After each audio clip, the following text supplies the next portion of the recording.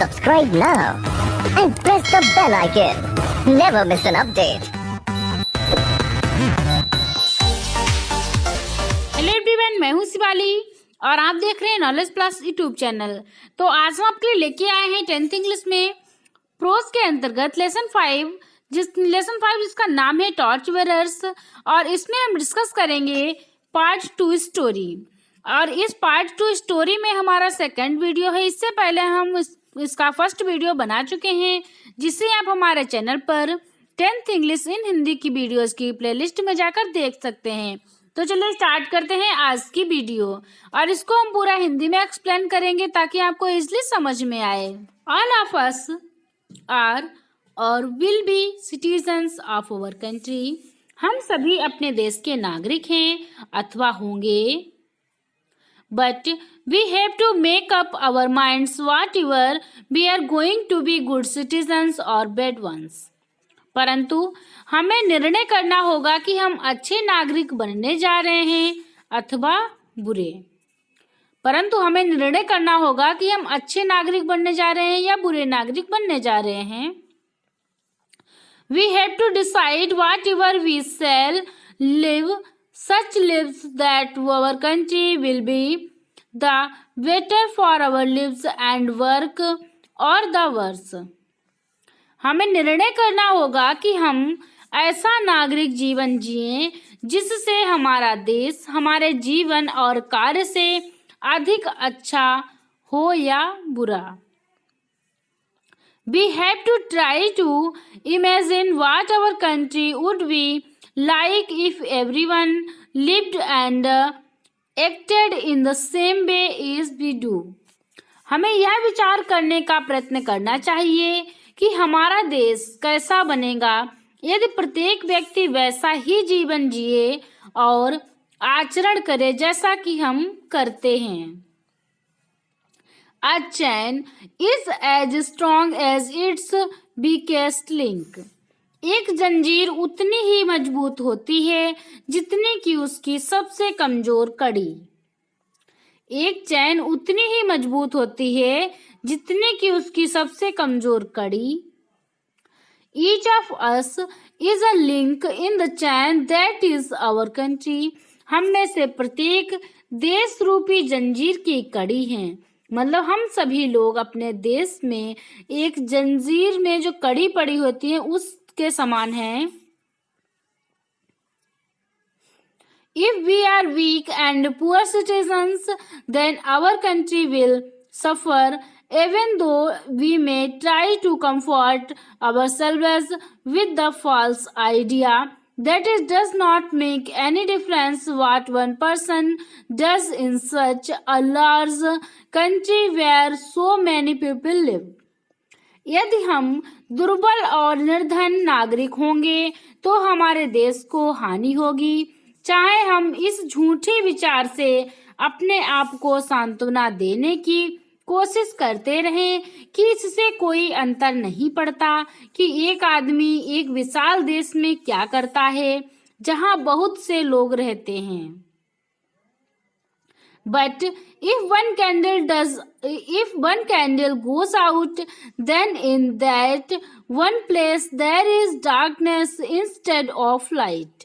किंतु यदि एक मोमबत्ती बुझ जाती है तब उस स्थान पर प्रकाश के बदले में अंधकार हो जाता है। It is only when all the candles burn brightly that the whole house will be full of light. और जब सभी मोमबत्तियां चमक से जलेंगी तभी सारा घर प्रकाश से भरा रहेगा। Each of us therefore has the responsibility of being a good citizen. इसलिए हम में से प्रत्येक का उत्तरदायित्व है कि वह एक अच्छा नागरिक बने। मतलब हम में से प्रत्येक का यह उत्तरदायित्व है कि हम सभी अच्छे नागरिक बने। We must see that our particular link in the chain is not a weak one. हमें देखना चाहिए कि जंजीर में हमारी अपनी कड़ी कमजोर तो नहीं है। When the Olympic Games were held in London in 1948, a flame was carried to London from Greece, where the Olympic Games used to be held in times long ago. और जब 1948 ईस्वी में लंदन में ओलंपिक खेलों का आयोजन हुआ तो एक ज्योति यूनान से, जहां पर ओलंपिक खेल एक बहुत पुराने समय से आयोजित किए जाते रहे थे, लंदन के लिए ले जाई जानी थी। This flame was carried by a long relay of runners right across Europe, और वह ज्योति दौड़ने वालों की एक लंबी कतार द्वारा संपूर्ण यूरोप में से होकर ले जाई जानी थी। Each runner carrying a lighted torch ran for a certain distance till he came to the place where a fresh runner was waiting for him. प्रत्येक दौड़ने वाला धावक जलती हुई मशाल लेकर एक निश्चित दूरी तक दौड़ता और एक निश्चित स्थान पर पहुंचता था जहां पर एक नया धावक उसकी प्रतीक्षा करता होता था।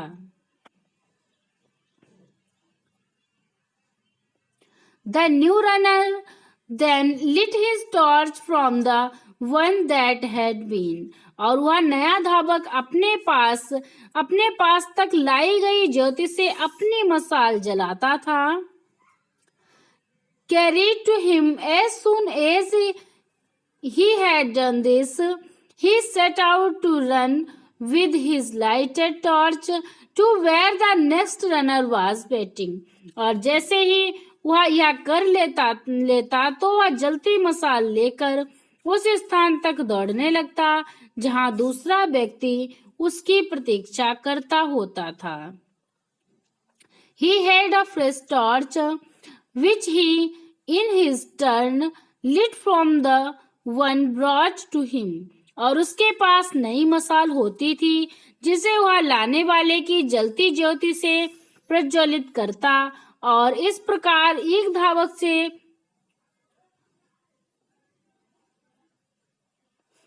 and so from runner to runner the flame was carried till it reached London, और इस प्रकार एक धावक से दूसरे धावक तक ज्योति तब तक ले जाई जाती रही जब तक कि वह लंदन न पहुंच गई।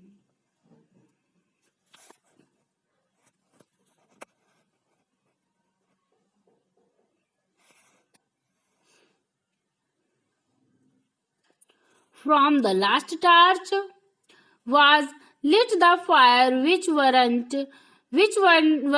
all the time the games were going on, और अंतिम मशाल से अग्नि प्रज्वलित की गई जो पूरे खेल के समय निरंतर जलती रही। Although nothing was said about it and no names were mentioned at one place, there was an accident. यद्यपि इस बारे में कुछ नहीं कहा गया और न कोई नाम ही बताए गए, परंतु एक स्थान पर दुर्घटना हो गई थी। One runner when handing over his torch to a fresh runner let it go out. एक धावक ने दूसरे धावक को अपनी मशाल सौंपते हुए उसे बुझ जाने दिया। How ashamed he must have been! He had let the flame go out. वह कितना लज्जित हुआ होगा, उसने मशाल बुझने दी। He had broken the chain, और उसने कड़ी तोड़ दी थी।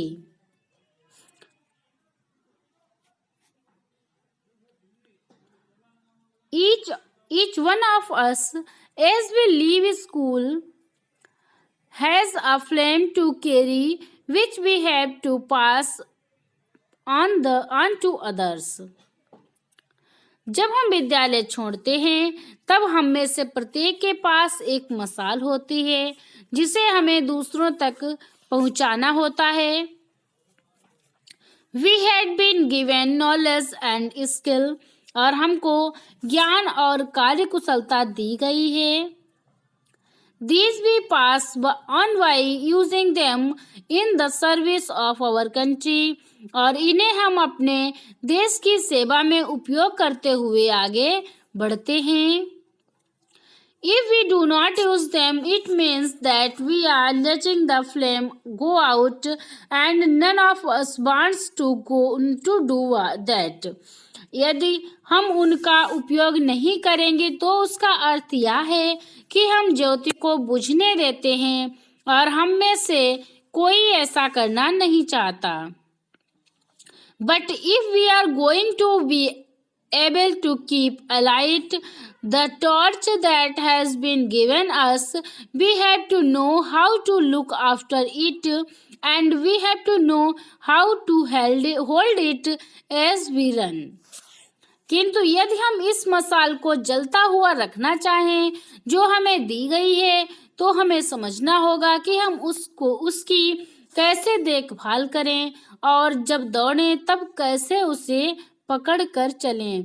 In other words, we have to train ourselves for citizenship and for the service of our country.